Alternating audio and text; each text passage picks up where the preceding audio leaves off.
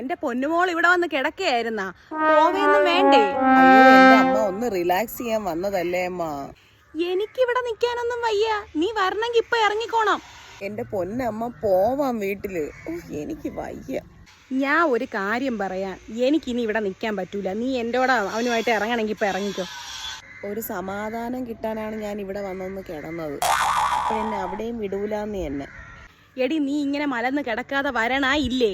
എന്റെ പൊന്നെ, ഞാൻ ഇറങ്ങി അങ്ങോട്ട് വരാം. നിനക്കൊരു കാര്യം അറിയാമോ? പണ്ട് ഇങ്ങനെ ഒന്നും ഇല്ലായിരുന്നു. ഇപ്പോഴാണ് ഈ പുതുമ വന്നത്. ഞാൻ അങ്ങോട്ട് പോവേണ്. ഇറങ്ങി വരണമെങ്കിൽ വാ, അല്ലെങ്കിൽ ഞാൻ അടുത്ത ബസ്സിൽ കയറി ഞാൻ പോവും. അമ്മ, ഇപ്പോഴാണ് ഈ പുതുമ വന്നത്, സത്യമാണ്. അത് പണ്ട് അങ്ങനെയായിരുന്നു, ഇപ്പൊ ഇങ്ങനെയാണ്. ഞാൻ അങ്ങോട്ട് വരാം.